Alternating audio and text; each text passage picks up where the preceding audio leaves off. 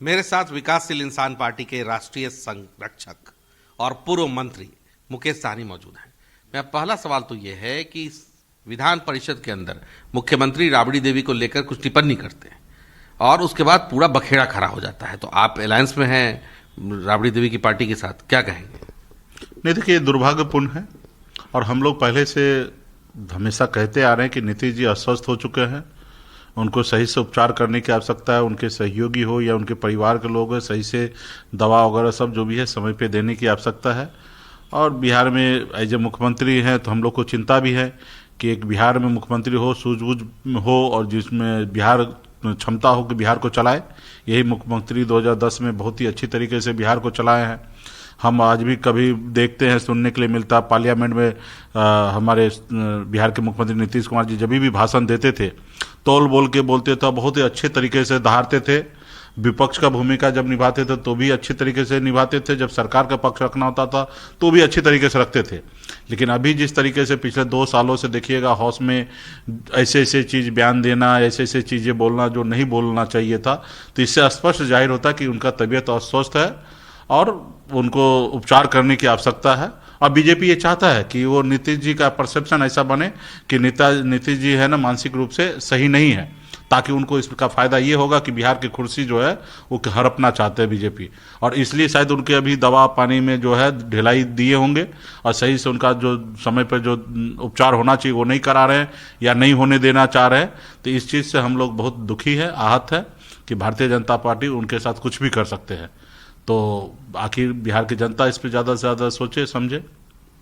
अच्छा, बिहार में आज ही ये अनाउंसमेंट हुआ है कि 5,000 करोड़ का इन्वेस्टमेंट, उद्योग मंत्री हमारे ही टिकटॉक में बता रहे थे कि 5,000 करोड़ का इन्वेस्टमेंट श्याम स्टील के जरिए आ रहा है। यानी उन्होंने बहुत बड़ा कदम बताया कि बिहार में रोजगार बढ़ेगा, ऐसे कई इंडस्ट्रीज आएंगी, ये उनका कहना है।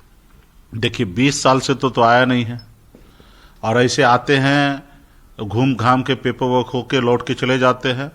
और ऐसे कई लोग आए भी हैं बिहार को तरक्की के लिए, बिहार को आगे बढ़ाने के लिए। जैसे अब देखिएगा, पिछले 5 सालों में एथेनॉल का बहुत सारा फैक्ट्री खुला बिहार में और जिसको लेकर बहुत सारे लोगों को रोजगार भी मिला। लेकिन धीरे धीरे एक एक करके सारे एथेनॉल का फैक्ट्री बंद हो रहा है। तो उसी तरीके से सरकार का सपोर्ट नहीं, सरकार का सही प्लानिंग नहीं, सही चीज़ें नहीं, और एक कहीं एक आध कोने में फैक्ट्री खुली जाएगा तो कितना आदमी को रोजगार मिलेगा? 200 आदमी, 300 आदमी। यहाँ करोड़ों लोगों को रोजगार देने की बात है।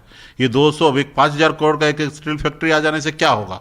ये आपको फैक्ट्री का चेन बनाना पड़ेगा। बिहार में 38 को जिला है, हर ब्लॉक में हर जगह अलग अलग तरीके का फैक्ट्री लगेगा और सही माहौल देना पड़ेगा, सरकार की तरफ से सहूलियत देना पड़ेगा, हर तरह से उनको बचाना पड़ेगा, तब नहीं ये इंडस्ट्री रुकेगा। आप लाते आज लाए कुछ, कल कुछ और पॉलिसी कर दे रहे हैं। अभी एथेनॉल बनाने का पॉलिसी आपका था, फिर सरकार को खरीदना था, सरकार ने अभी खरीदना बंद कर दिया, तो क्या मतलब रह गया? आपने एमएसपी तय किया 2,400 रुपया धान होगा, आज 1,600-1,700 रुपया में धान बिक रहा है। आप पॉलिसी जब आप बना रहे हैं तो उस पर टिकिए ना। आपके लोग क्यों ऐसा कर रहा है कि जो एमएसपी तय होने के बाद क्यों नहीं खरीद रहे? जब आपने कहा, एग्रीमेंट किया कि इथेनॉल सरकार खरीदेगा, आप इन्वेस्टमेंट करो, और लोगों ने किया है, आज सब बर्बाद हो गया। बहुत ऐसे लोग खुदकुशी करने के कगार पे आ गया है, बैंक को पैसा कहाँ से भरेगा? तो आपकी पॉलिसी पे आप टिके रहिए। बिहार में आपने बहुत सारे फैक्ट्री शराब बनाने के लिए खुला था, आपने पॉलिसी रातों रात ले आया, उनको बंद कर दिया। कोई सेटलमेंट नहीं, कोई मुआवजा नहीं, कुछ नहीं। कम से कम उसको मोहलत देते, 5 साल तक तुम बनाओ और बिहार में मत बेचो, बिहार से बाहर बेचो। दुनिया में तो दारू बन ही रहा है ना, भारत में दारू बन ही रहा है ना, तो बिहार के फैक्ट्री को से क्या लेना देना था आपको? आप कम से कम वो फैक्ट्री के बारे में, वहां के वर्कर के बारे में तो सोचना चाहिए था। शराबबंदी ठीक है आपने किया, लेकिन सवाल है कि वो फैक्ट्री बंद हो गया ना, और वो फैक्ट्री नुकसान हो गया, वो आपके ऊपर केस किया है। आज हो या कल हो, बिहार सरकार वो केस हारना है और उसको सरकार को मुआवजा पैसा देना पड़ेगा। और वो पैसा किसी नीतीश कुमार का नहीं होगा, वो पूरे बिहार के 13 करोड़ जनता का वो पैसा होगा। और वो फैक्ट्री वो कचरे में चला गया, भंगार में चला गया, और वो जो फैक्ट्री लगा था उसको सरकार को, बैंक को पैसा देना, बैंक करप्ट हो गया, और एक न एक दिन सरकार को पैसा देना पड़ेगा, क्योंकि केस सरकार को हारना है। क्योंकि आप अपने पॉलिसी से कैसे दूसरे को नुकसान कर सकते हैं? अच्छा, मेरा सवाल ये है कि आपके ही समर्थित सांसद हैं पूर्णिया से पप्पू यादव।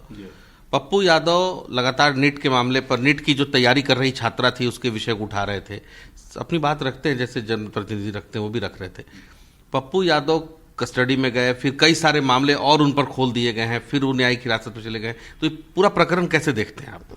देखिए, मैं यही से देखता हूं, जो हम सुनते आ रहे हैं कि हमारे पूर्वज जो देश की आज़ादी के लिए लड़ाई लड़ते थे, अंग्रेज उस आज़ादी की लड़ाई को कुचलने के लिए लोगों को फांसी पे चढ़ा देता था, गोली मार देता था, जेल में ठूस देता था। वही काम अभी प्रेजेंट में बिहार सरकार कर रहे हैं।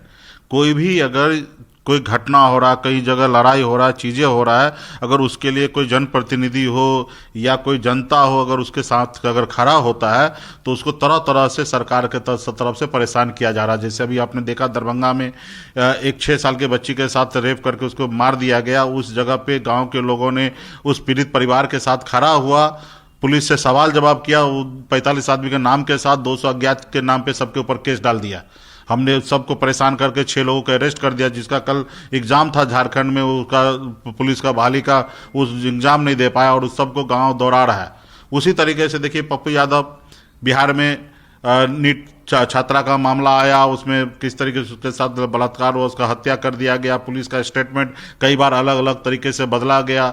समाज के लोग, सभी बुद्धिजीवी लोगों ने लड़ाई लड़ा, आंदोलन किया, सब राजनेता ने लड़ाई लड़ा, तब जाके ना नीतीश कुमार जी सीबीआई जांच के लिए रेडी हुआ और सीबीआई को लिखा गया। और ऐसे मामले को अगर जनप्रतिनिधि, समाज के लोग अगर नहीं उठाएंगे तो कौन उठाएगा? और उठाने के बाद आप देखिए कि किस तरीके से पप्पू जी के साथ गलत कर रहा है।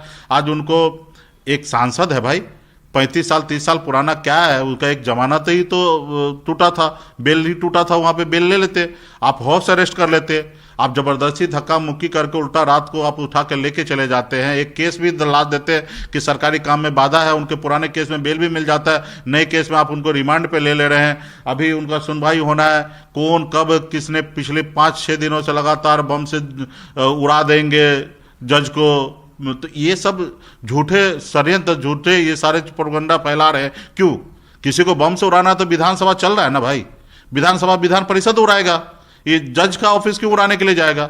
सच्चाई कुछ नहीं, सिर्फ ज्यादा से ज्यादा समय पप्पू यादव जी को जेल में रखना, यही सरकार का, प्रशासन का मकसद है, ताकि इनको देख के बाकी नेता सीखे, समाज सेविक सीखे और डर से कोई भी सरकार के मामला में डर से सामने ना आए।